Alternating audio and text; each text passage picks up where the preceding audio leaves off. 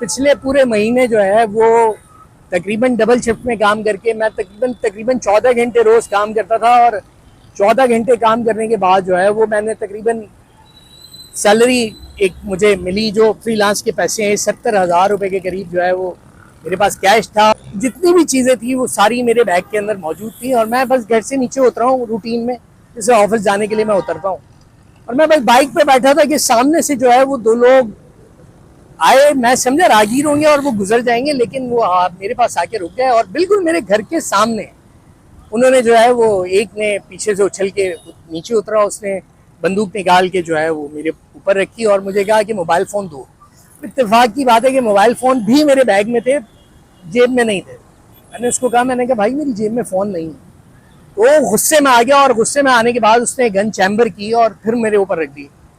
अस्सलाम वालेकुम जनाब, मेरा नाम मोहम्मद आसिफ खान और आप देख रहे हैं मेरा चैनल रोड रिपोर्टर। तो इस वक्त मेरे साथ मौजूद हैं दानिश भाई और एक कराची के अंदर इस वक्त सबसे ज़्यादा जो हो रहा है वो हो रही हैं डकैतियाँ। तो इनके साथ सुबह वारदात हुई, तकरीबन 5 से 6 लाख रुपए मालियत का इनका सामान था जो डाकू जो है वो लूट कर ले गए और उसके अलावा जो है इनके पास जो कैश रकम थी वो भी जो है वो लूट के ले गए। तो भाई ये दो नौकरियां करते हैं। ये इलेक्ट्रॉनिक मीडिया में एज अ सीनियर कैमरामैन काम कर रहे हैं और अभी से नहीं एक अरसे से जो है वो as a senior cameraman electronic media के अंदर अपने फ़राइज़ सरअंजाम दे रहे हैं। उसके साथ साथ सोशल मीडिया पे इन्होंने यूट्यूब पे चैनल बनाया हुआ है और उसके अलावा भी मुख्तलिफ जो है वो क्लासेस वगैरह भी लेते हैं। तो दो तीन तीन जॉब्स करते हैं। लेकिन इनके साथ ये वाक़या हुआ सुबह जब शाह फैसल कॉलोनी ये घर से निकले तो 2 मुसल्लह अफराद आए और उन्होंने इनको लूट लिया। तो तमाम तर अफसोसनाक वाक़या है। ये वीडियो बनाने का मकसद कि जो मुल्ज़िमान हैं वो जल्द अज जल्द जो है वो गिरफ्तार हों। और वैसे पुलिस इस वाक़े का मुकदमा भी दर्ज हुआ है और हमारी भी आला अफसरान से बात हुई है, उन्होंने यकीन दहानी कराई है कि मुल्ज़िमान गिरफ्तार होंगे। तो दानिश भाई से मजीद जो है वो इस वाक़े के हवाले से मालूम करते हैं।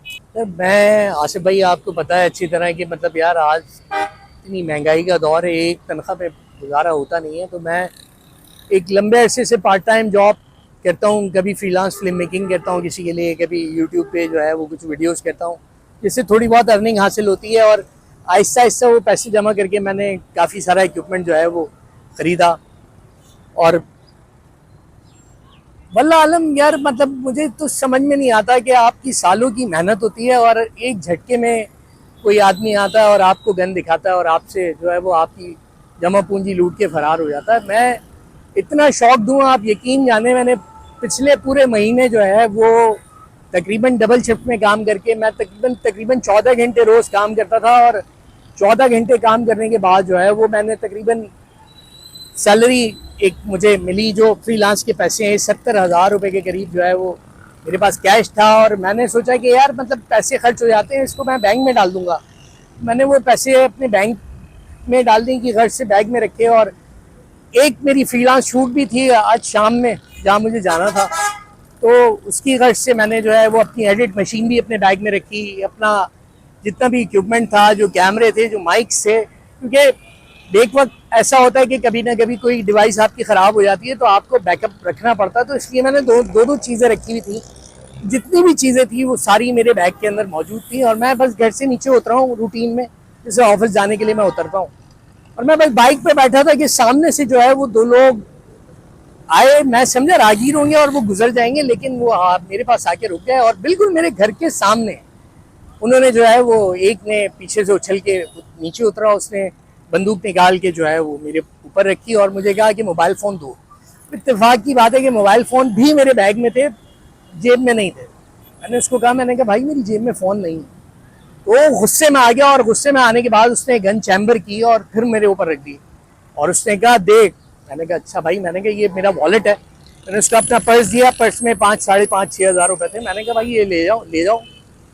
उसने मेरा पर्स मुझसे छीना। पर्स छीनने के बाद उसको मैंने रिक्वेस्ट की, मैंने कहा भाई इसमें मेरे कागजात हैं, इसमें मेरी चीज़ें हैं, मेरे शनाख्ती कार्ड। उसने कहा मैं फेंक दूंगा ये। फिर उसने जाते जाते जो है मुझसे कहा कि अपना बैग उतारो। मैंने उसको कहा, मैंने कहा भाई अल्लाह के वास्ते इसमें किताबें हैं यार, इसको तो छोड़ दो। उसने मेरी एक नहीं सुनी। दूसरे वाले ने भी, जो बाइक राइड कर रहा था, उसने भी गन चैम्बर करके जो है वो मेरी तरफ तान ली। तो मजबूरन मैंने उसको खामोशी से अपना बैग दिया और बस बेबसी से जो है वो अपनी सारी जमा पूंजी जाते हुए मैं देख रहा था। मैं बड़े मजबूत असाब का मालिक हूँ। इस किस्म के हालात में जब मैं आपके सामने खड़ा हूँ, मैं ज़ीरो हूँ, उस वक्त कुछ भी नहीं है। लेकिन फिर भी मैंने हिम्मत की और मैंने जो है, क्योंकि डेफिनेटली वारदात के फ़ौरन बाद मेरी बीवी घर से बाहर निकली और उसने मुझे कहा कि क्या हुआ। मैंने उसको बताया यार ऐसा ऐसा वाक़या हो गया। फिर मैं उनके पीछे काफ़ी दूर तक गया भी। मैंने सोचा कि शायद वो मेरा वॉलेट तो कम से कम नीचे फेंक देंगे पैसे निकाल के, लेकिन ऐसा कुछ नहीं हुआ। और हालात कहते कि मेरे पास एक पैसा नहीं था। मैं बीवी से मैंने कुछ पैसे उधार लिए और मैं बाइक पे बैठ के ऑफिस आया। ऑफिस आने के बाद फ़ोन नहीं था मेरे पास, मैं किससे रब्ता करूं। ऑफिस आने के बाद मैंने यहाँ हमारे एक कोलीग है उनसे मैंने बात की, तो उन्होंने मुझे फिर शाह फजल थाने रेफ़र किया। मैं वहाँ गया। खैर पुलिस ने मेरे साथ बहुत कॉपरेट किया, ऐसी बात नहीं है। उन्होंने बड़ी इज्जत दी, मेरी FIR लॉन्च की। उसके अलावा फिर वो इन्वेस्टिगेशन ऑफिसर हैं, वो मेरे साथ तकरीबन 2 घंटे मुख्तलिफ लोकेशंस पे घूमते रहे और जाके कोशिश की उन्होंने कि इन्वेस्टिगेट करें चीज़ को।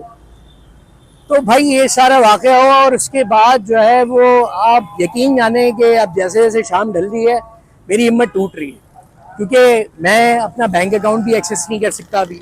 उसमें मेरे कुछ पैसे पड़े, ATM कार्ड उसके पास है, वल्लाह आलम क्या हो क्या ना हो, और बहुत सारी चीज़ें, बहुत सारे खदशात हैं।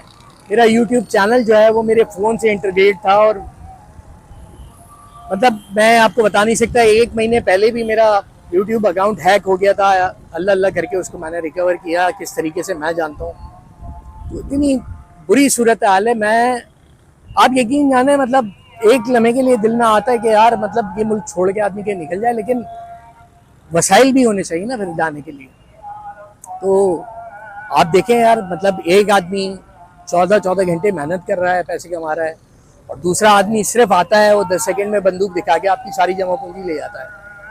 तो भाई ये बड़ी अफसोसनाक सूरत हाल है। मैं तो फिर मीडिया में काम करता हूँ तो थोड़ी मेरी सुनवाई हो रही है, लेकिन मुझे नहीं लगता कि यार आम आदमी का यहाँ कुछ होता होगा बेचारे का। तो आसिफ भाई ये हालात हैं और मतलब मैं बस अल्लाह ताला पे भरोसा करता हूँ। अल्लाह ताला जो है वो जो करता है बेहतर करता है। इसमें भी यकीनन कोई ना कोई बेहतरी होगी मेरे लिए। तो चले भाई, दानिश भाई ने जिस तरह से बताया इनके साथ जो वाक़या हुआ, तो अल्लाह ताला जो है वो इनका जितना नुकसान हुआ है उसकी भरपाई करे। इससे पहले भी वाक़यात हो चुके हैं सोशल मीडिया से कि वो हमारे तनवीर हैं, तनवीर बैलम, उनके साथ हुआ था। तो पुलिस ने बहुत अच्छी कारकर्दगी करी और फ़ौरन चंद दिनों में जो है मुल्ज़मान को गिरफ़्तार किया। तो इसी तरह हम तवक्को करते हैं कि भाई दानिश भाई का सामान भी जिन मुल्ज़मान ने छीना है उन मुल्ज़मान को जल्द अज जल्द पुलिस जो है वो गिरफ़्तार कर लेगी। तो बस ये एक अवेयरनेस मैसेज था, एक भाई का दुख था, काफ़ी जो है परेशान मुझे दिखाई दिए। तो बस ये आप लोगों से भी दुआओं की दरख्वास्त है कि भाई का जितना जो नुकसान हुआ है उसका जल्द अज जल्द अज़ाला हो।